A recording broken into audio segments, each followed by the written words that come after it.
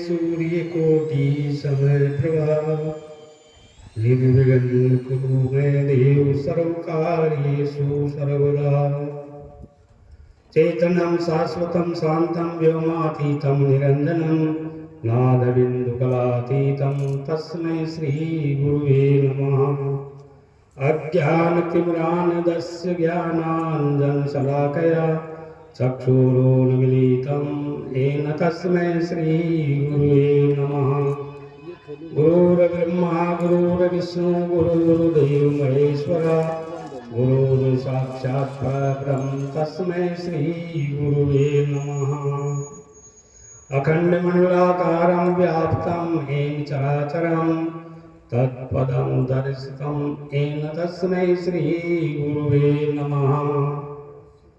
शङ्करं शङ्कराचार्यं केशवं बादरायणं सूत्रभाष्ये कृतो वन्दे भगवन्तो पुनः पुनः।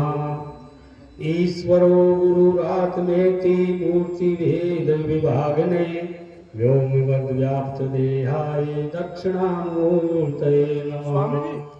सदाशिवसमारम्भा शङ्कराचार्यमध्यमाम् अस्मदाचार्यपर्यन्तं वन्दे गुरुपरम्परा। ॐ सहना भवतु सहनो भुनक्तु सह वीर्यं करवावहै तेजस्विनावधीतमस्तु मा विद्विषावहै। ओम शांति शांति शांति। जगत अर्चनीय वंदनीय प्रात स्मरणीय श्रोत्री वरमनिष्ठ श्री सतगुरुदेव भगवान के परम पावन चरण कमलों में पुनः पुनः नतमस्तक होते हुए जो इस सभा को संबोधन कर रहे हैं स्वामी जी महाराज को प्रणाम करते हुए एवं मंचस विराजमान सभी महापुरुषों के श्री चरणों में वंदन करते हुए सबको प्रणाम करते हुए आप सभी भक्तवन एवं भक्ति स्वरूपाय माता बहन आप सबकी सात्विक श्रद्धा का मैं अपने हृदय से अभिनंदन करता हूँ, वंदन करता हूँ। आप सबको मैं प्रणाम करता हूँ। देखो ये जो ज्ञान गंगा बह रही है ये 3 दिन का प्रोग्राम था, आज दूसरा दिन है। कर्म, उपासना और ज्ञान, यानी यमुना, गंगा और सरस्वती। तो यमुना जी तो कर्म रूपी कल बह रही, आज उपासना यानी भक्ति पर विचार करना है। कल सब महापुरुषों ने अपनी अपनी युक्ति से सबको बहुत अच्छी तरह समझाया और आज भक्ति पर मेरे को भी भक्ति पर बोलना है। तो देखो ये भक्ति जो है ये भजशास्त्र भज धातु से बना है वह शब्द, तो इससे सेवा और भजना इसे भक्ति कहते हैं। लेकिन भगत 4 प्रकार के होते, आर्ष, अर्थार्थी, जिज्ञासु और ज्ञानी। 4 प्रकार के भगत भगवान की भक्ति करते हैं। वैसे तो भगवान स्वयं कहते हैं 4 ही मेरे भक्त हैं, क्योंकि भक्ति तो मेरे को ही है, लेकिन ज्ञानी तो मेरी आत्मा है।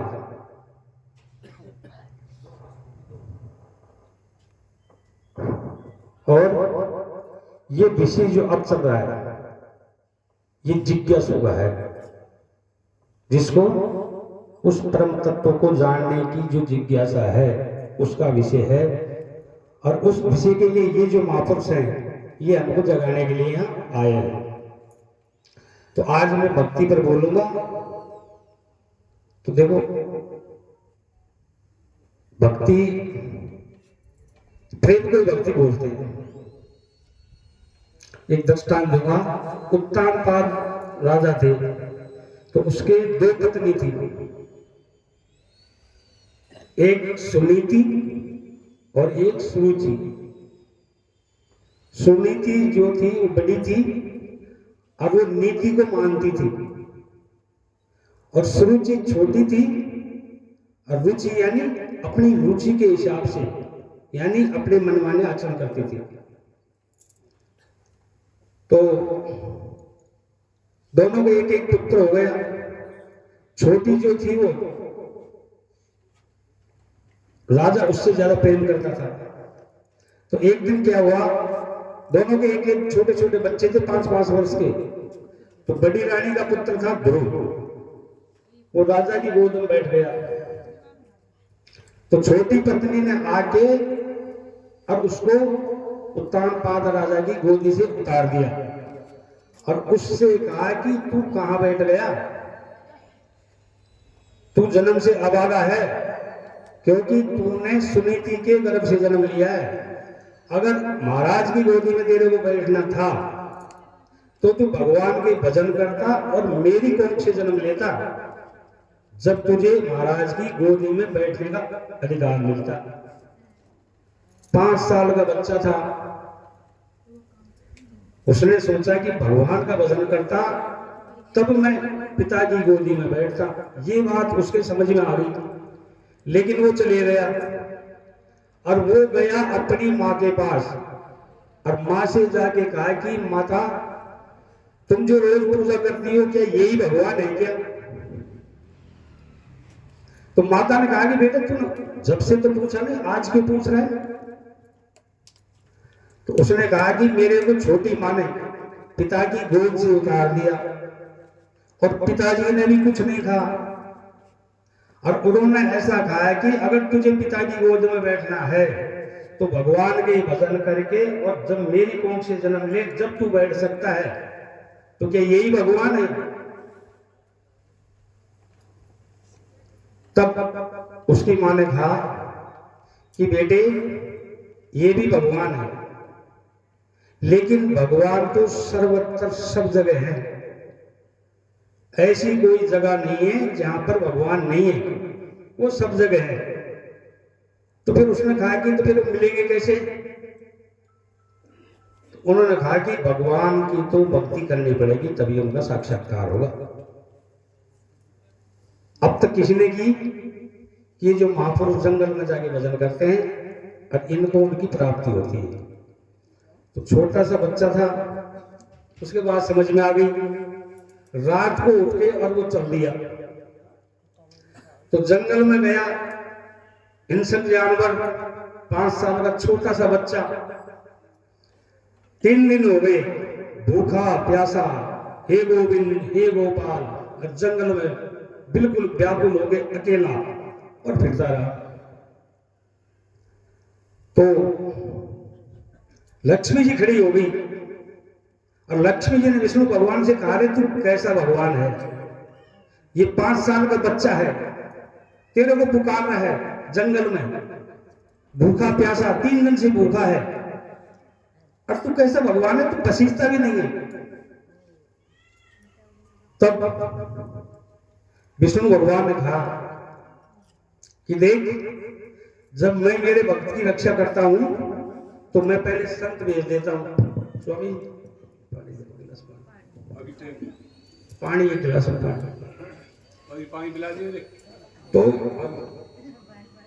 मैं मेरे भक्त के पास में पहले किसी साधु को भेज देता हूं कि देख वो नारद जा रहा है, बैठी रहो, ला रहे हैं। तो भगवान जब भगत पर कृपा करते हैं तो पहले उनके जीवन में साधु भेजते हैं। लंका में केवल एक विभीषण भगत था, बाकी सब राक्षस थे। और जब लंका का विनाश होने लगा तो भगवान ने पहले संत भेज दिया, हनुमान जी को। हनुमान जी गए, तब विभीषण ने कहा था, अब मोई भारी भरोस हनुमंता, बिन हरि कृपा मिले नहीं संता। तो आप हम सबका भी सौभाग्य है जो हमको ये संत जगाने के लिए आए हैं। तो अब विषय है भक्ति का। तो भक्ति किसकी करें, कैसे करें?